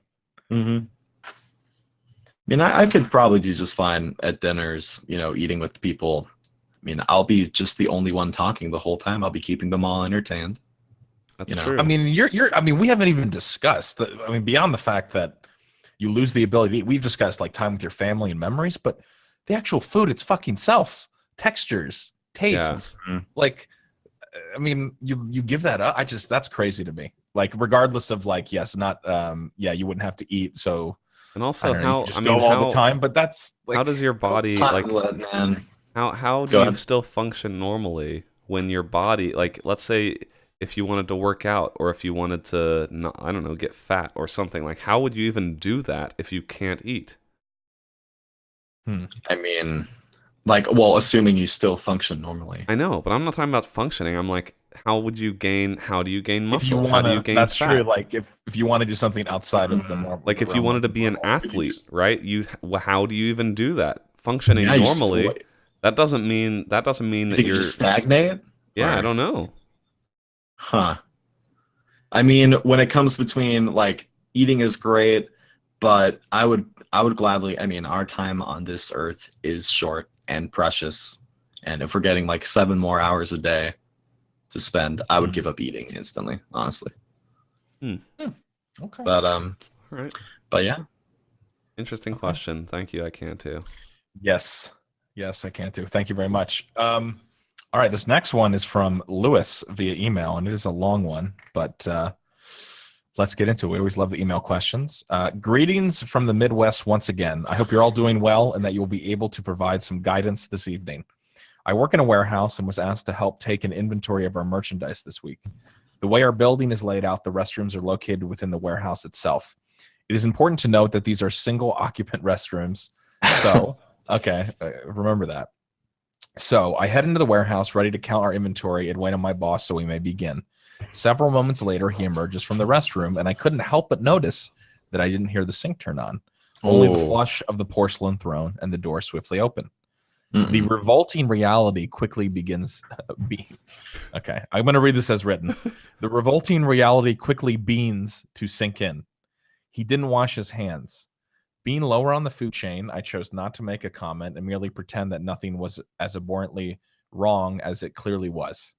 Then the nightmare happened. As we are counting the product, his pen runs out and he asks me for mine. Oh, Oof. oh no. Now, I do not know about you gentlemen, but I think that any respectable and hardworking adult should make it a point to carry and nice pen. Oof. I take pride in the pen I carry and use it frequently throughout the day. Wow. Oh Well, yeah. I'm just going to take a quick poll here. As Before we everyone finish should. this. Do you guys carry a nice pen? I don't, but I have so much respect for the people that have a nice classic pen. And like coming like where I work, like I need Okay. to I ask customers to sign things. I think And when I offer them this dinky little pen and they pull out their Pilot Razor Fine Point, they've got their signature. They've probably written it, KD wishes over a million wishes he times. was the person Wow. carrying around I their own he pen. wish I he was on wishes that he was level. Lewis. I think it I really mean, depends on where you work. I mean, if you work in a warehouse and do stuff, I Mhm. mean, think it makes sense to have a nice pen. And if you're like a Uh, businessman and you're, signing, if you're Donald J. Trump and you're signing, some bills, you're gonna have a good ass pen. Yeah. I definitely think if you're still in the business of like giving signatures on things Sure. or frequently doing markups or something where you need a pen, Yeah. I think like having a nice Makes sense. pen can work. I don't personally carry one because just about all my work is on a computer, but Right. I can understand like situations where someone would carry a nice pen. No, and it does. Mhm. I hear what he's saying. Like, and a nice pen that sends a certain kind of message. Like you're saying, Katie, when somebody brings that, you're like, wow, okay, they got it together. All right, big They got a shot. nice pen. Big Yeah. fucking dick too, huh? You want to show that off too? Okay, that's a very odd. Sexually aroused when people pull out nice pens. That would be a great poll to take. What's the percentage of people with nice pens and their penis size? Can we get that out there? That'll be the next Twitter poll for next week. Okay. Answer the short Survey Monkey. Just click in your how many inches and however many pens. There you go. All right. Let's get back to the story. All right. So anyway, okay, he goes, he asks him for the pen, blah, blah, blah. I had to act quickly, and rather than let my inner George Costanza show himself, I relinquished the pen to my plague-spreading superior. When he offered it back to me, I played off giving it to him as a kind gesture, when in reality, I felt as though my property had been desecrated and I personally had been disrespected. I'd be very curious to know what the price of this pen was too. I bet you it was a really nice pen. It probably wasn't like a little. I don't know. I don't know what pens go for. I know you can get pretty expensive ones though. Mm-hmm. Anyway, I went to the store and bought another pack of pens on the way home and planned to take precautionary actions around him from now on. My question to this esteemed panel is, should I have handled the situation differently? And what is your personal pen of choice? Wow. With sincerity and gratitude, Lewis. Wow. That is an excellent question. The build-ups, Yes. the writing, all of it, 10 out of 10. Very good. Typos aside, it was a very well written question. Um, I think you handled it perfectly. Yeah. I agree. I don't think Yeah. you could have handled it any other way. Mhm. I mean, he's I your think you have superior, to in the like- moment you have to make that split-second decision. And I'm Yeah. guessing based on your handling of the situation, I'm going to assume that this was probably like a nice pen in the sense that, you know, it's like a nice something where like a pack of 5 or 10 Right. maybe costs $15 or $20, which is Sure. like expensive for pens, you know. But probably not like something that your name was engraved on, because otherwise I feel like Yeah, that would be that- a different situation. Yeah. Now he does say that he went and bought another pack, so it doesn't Yeah. sound like it's. So one it of does. these, It like, sounds $50 like or these were $100. replaceable. It wasn't like a memento, because I think that would be a little bit different. But for this, I think you absolutely handled it the right way. Like you just basically you have to just play it off like a nice gesture, you know, especially because he's your superior. I think there's one thing that I feel like is I feel like you can't change someone's habits by just pointing it out and be like, "Are you serious? You didn't wash your hands?" Because if they didn't wash their hands coming out of the bathroom, there's something more going on in their life. Well, yeah, yeah. Well, and you're not gonna fix that, like you said, Yeah. Brandon. Like him bringing that up is not gonna. And that could be a touchy. I mean, especially with somebody that's your superior. If it's a coworker and you don't have to pay any deference to him, you just be like, dude, you know, whatever. I mean, you would have to evaluate it, but that'd be a little different. But I do think the boss situation makes it especially tough. So yeah, I don't know what else you could have done in that situation. No, I think you Yeah, played it I off mean- perfectly.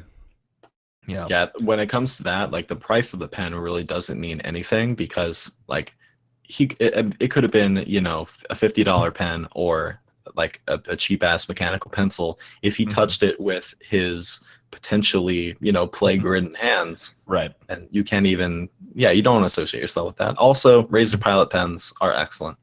Got to throw that part in there. Okay. Yeah, I think for my pen of choice, I generally go with like a G2, like the retractable ones.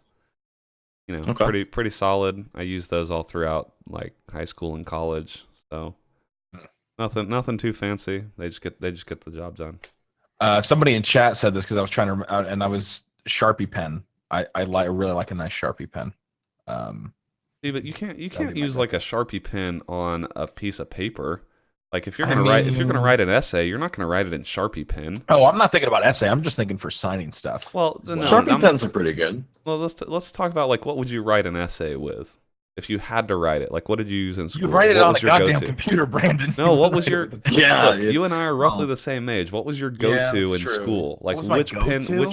Which Whatever kind of pen did You you have want? to use a pencil. The shittiest Were cheap you- supplies that Were my you mother would buy. were you a Bic guy? Were you a Uniball guy? I think I'm just thinking white pen, very basic, blue Oh, ink a lot of times. Those really cheap. Are those, is that Bic or is that Unit? I think that's I Bic. mean, Bic is like kind of the cheapest you can get. You buy those like that's by the all I 100. ever really got to experience. Yeah, and that's all we had in the house / Okay. for school supplies. I always was. When it came to writing essays, I loathed when they demanded you to use a pen most of the time, because I absolutely hate striking through like what I've previously written if I make a mistake.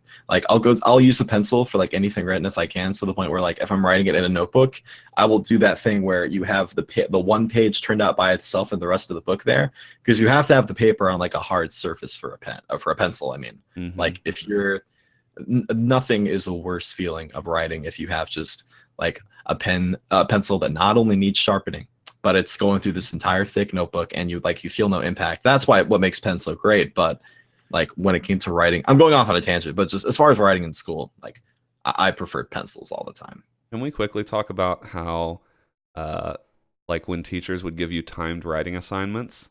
Mhm. Like I wrote pretty slowly. I did not have good handwriting, and so I wrote Mm. pretty slowly. And so anytime we would have a test or something where there was some page minimum, I was like, you got to be kidding me. This girl next to me can scribble out, you know, beautiful handwriting, like Right. 5 pages in an hour, and I'm sitting here trying to do a page and a half in that same time period. I couldn't wait until I got to college and got to do most of my papers on a computer. Oh, that was excellent.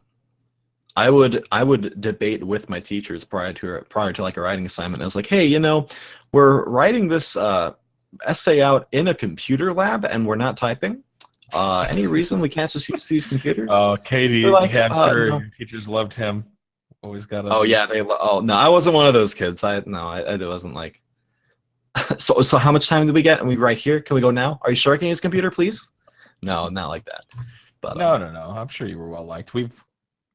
I remember when you were going to college for a while and you were trying to get seduced, or that teacher was trying to seduce you. Oh my god, that was so many episodes ago, though. That was a while, man. It really was. If you're a real KBMOD fan, then you get that reference. You'll remember. But yeah, no, it's good. I mean, yeah, I think you handled the situation well, Lewis, and I guess next time, like you said, he's gonna have to take precaution. Be careful. I think the moral of the story is, carry around 2 pens. Because I imagine for the rest of the day, you were out of a pen, and that's no good. And you know what he really should do? He should get some really shitty pens that he carries as his backups for if somebody has to borrow it. Yeah, and then his good ones just for except then the worry is like, how do you pull that when his boss asks for a pen? Right. Do you then pull out the garbage pen, and then your boss says, "Why am I not good enough to use your nice pen?" You have to be careful. Yeah, no, that's true. It does offer up that possibility. You would have to be so ready that that was the only pen you had in your hand when you saw your boss. So just be careful. If my boss asks me for a pen, I'll pull out my word processor with a label printer on it. Just give it to him to type out. You want him typing on your label maker with his hands? Oh, actually, no. It's a terrible idea. No. Yeah, I was just gonna say. Then I'll need a backup label printer. Oh god, that gets expensive very quickly. Absolutely. Give him a calculator and also write out words in that. Very good question, Lewis. That is what email questions should aspire to be. So thank you for sending that in. And I'm sorry you had to go through that. That's a terrible situation. I appreciate that you were able to type that out. I imagine that was a difficult time for you. Mm-hmm. Recalling those memories. Goodness. Hey, KD, you're a bigger man than. How about you take us into this last question? Yeah, take this one. Let's do this. This last question is from Gareth Dinkaroni. It's not really a question. It's just a kind letter he sent us with the present. It's a sentiment for our evaluation. Yes. Yeah. It says, "Hey crew, oh wow, I didn't know it was one of those. Hey crew, we are closing in on the time of the year where your collegiate.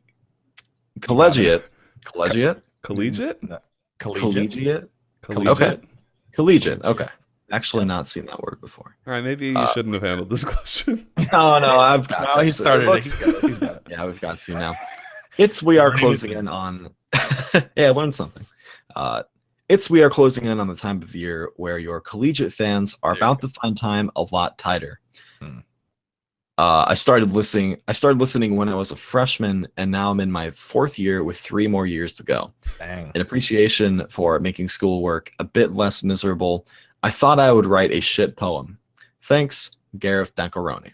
He actually changed the spelling on his last name for that closing, which I don't know, which actually does not come up in the doc as a typo, as opposed to Dankaroni, which both were properly capitalized. So I'm just gonna assume that's it.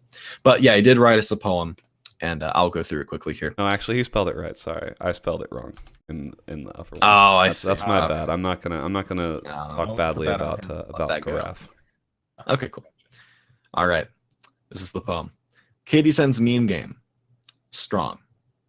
Brandon's food. Hold on. I'm not sure that was read as written. Oh. You got to add the This is a 21st century poem. Okay. Yeah, this is a millennial poem right here. Katie sends meme game. Bicep emoji. Strong. Brandon's food opinions. That looks like an exclaiming girl emoji. Wrong. My iTunes review. It's got a star. 5. Optimal way to watch. Emoji of a TV. live. Denny's, knife, fork, and plate. Yes. Arby's with one of their beef cheddar sandwiches. Less. You need to end the podcast. Yeah. Yell. Yatta. Dang. That was good. We're not ending the podcast. That was just a test. But yeah, that was the test. That's a beautiful poem. And especially people need to see it in its glory with the emojis, because it really the emojis really help sell it, but it's beautiful. It's beautiful. Yeah, that was good. Beautiful to read. Good job, Gareth. Thank you. And I'm glad we were able to help you through some of your college experience, which it sounds like you said 4th year with 3 more years to go. So you've got a way to, but you're there. You're doing good work. So I couldn't tell if he said if that was like a joke or if he's in a very difficult or like advanced degree. He says, I'm in my 4th year with 3 more years to go. That's what I couldn't tell either. Like, I think that might be a joke, but it could just be an. So I kind of laughed at it, but then I was like, oh, wait a minute. Maybe he means that, like, maybe he's doing like a master's program at the same time or something. Like, I couldn't tell. But yeah, we've been doing this a while now. I appreciate, I haven't actually seen much 21st century poetry, but I feel like poetry will get harder to read when emojis are involved. It definitely is. Because like the rhyme scheme becomes kind of off. We got a business inquiry today on our KBMOD email that did feature emojis, if I'm not mistaken. Emojis. Really? Listen, man. Emojis. All right. I mean, if you want a millennial business like ours to take notice, you got to make sure to add emojis to pretty much anything you do. Yeah. Absolutely. If you don't end it with the thinking face, waiting for their response, then it's just not professional, really. That's true. That's true, yeah. Thinking face is quite a professional emoji. I use that one in a professional context, frankly, it's more often than I'd like. It handles so many situations so well. Pretty good. If someone's not answering your text, give them the thinking emoji. True. And works for so many situations. It really does. In fact, I mean, he said in his poem here, Brandon's food opinions, and then the girl with her hands in the air emoji, wrong. To that I say thinking face emoji. All right. Maybe that's just a really capable emoji. Also, the thumbs up is a really capable emoji. Yeah, very versatile. Definitely. All right, we've got a couple of good. That's a nice. That's actually a nice kind of segue into our iTunes podcast review, because I imagine he might have left that as a podcast review. However, I don't think that iTunes recognizes emoji in the iTunes review text. No, that is my guess. So. I think it strictly does only plain text, because you can't do paragraphs or anything. So, like, there's no formatting in podcast reviews. So I'm going to basically say that's like a good example of what could be a great podcast review, assuming you don't have any emojis involved. But Scott, why don't you tell the people how they might be able to get featured in this next section? It's very, very simple. They simply go to iTunes on their phone or on their computer, however they would like to do it. Look up the KBMOD podcast. You'll find us there very quickly. iTunes has really helped to dial in their search algorithm. And we definitely, if you start typing in KBMOD, it'll probably autofill, to be honest, because we've been on there for so long at this point. Go there, use your iTunes account to leave us a review. Of course, we require 5 stars because that's the quality and the ilk of this cast. We are a 5-star cast. So as long as you leave a 5-star review, you can entitle it whatever you would like. You can, your username can be clever. You can put almost whatever you want in the body of the review. It can be a question. It can be a comment about how we've changed your life, about how you've listened to us for 5+ years. And you every week you look forward to the next episode. Or it could be a poem. You could give us a haiku. We've had so many different things in this over the years in the content of the review. So it's your creative outlet. It's your outlet. Okay. You're only limited by your imagination and your lack of a desire to have an iTunes account. But I know those things can be negated, and you can fulfill your real purpose in life and leave us a review. So let us get into two very excellent reviews. We've been dry for a while, but the lube's back. We've got two beautiful reviews, and I'm just going to jump right into this one. This first one is by Mr. Shark Bear, and his title is 5 stars, one for each letter in KBMOD. Very clever. Oh, very clever. Man, how coincidental. Excellent. It's crazy. And he says this in the content of his review. This podcast truly has its finger on the pulse of the gaming industry. I especially enjoy going through the older episodes to remind myself of KBMOD's incredible track record of estimating the quality of yet-to-be announced games. Scott APL Fisher is perhaps the most insightful of the PC elites, as evidenced by this quote from episode 34. SimCity is going to be the new Minecraft when it hits. Oh, no. Wow, he really went back there for the new SimCity. Really? Of course, the same episode boasts the whole crew rightfully questioning if CSGO is too easy for a competitive community. If you're interested in the best judgment for which games to pre-order, this is the podcast for you. Wow. Perfect. Well, he gives some great examples. Of. That's a very complex review. Some of that, I feel like some of that is actually potential praise, and some of it is biting sarcasm. Yes, definitely. It's hard to tell which is which. Now, I would like to say that might have been a little bit of an oversell about SimCity becoming the new Minecraft. However, I will say I could not have seen the absolute PR and design decision nightmares that resulted from them limiting the size of your city as they did and all of the other shit that went down. But I probably should have known because it wasn't that published by EA. Mm-hmm. Isn't SimCity? Okay, yeah. Well, I guess I did it to myself. So I'll take credit for that one. But yeah, that was great, Mr. Shark Bear. I appreciate the 5-star review. And you know what, you guys, I mean, if you want to give a review that is similar to this form, that would be great. But you don't have to adhere to this. But that was great. And we're going to move on to our next one, which is I just saw the name. God damn. This next review is, of course, a 5-star review. It is by Cat Fondler 69. Oh my god. And the title is Brandon and Scott Are Right. And it has a simple sentence. And it says, Brandon and Scott are right. Mug brand root beer is garbage. And there you go. I mean, some of these reviews are just fact-based. I mean, there's nothing else to say. He's just backing us up. I mean, we already know that mug root beer is garbage, but it's nice to hear from a listener that they share the opinion. I mean, it's nice to have that opinion enshrined in iTunes, which will probably be around for our entire lives. So. Exactly. Yeah. It's good to know that it almost stands as a stamp as the official, like it's forever on the page, like you said. And that's people will be seeing that for years. Yeah. Very good. So thank you so much for the reviews. Get your reviews in for next week, and we'd love to read them. Just get a little bit creative and do your civic duty. I don't have to turn this into civic duty somehow. Leave it an iTunes review for KBMOD. But you know what?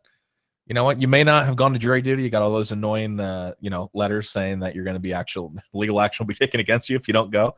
Well, you know what? All that can be erased if you leave an iTunes review. Okay, you can quote me on that when the judge says, "Who the fuck told you that?" You can say Scott Fisher on the KBMOD podcast, episode 273, said that I would be totally exonerated from jury duty if I left an iTunes review, and I did.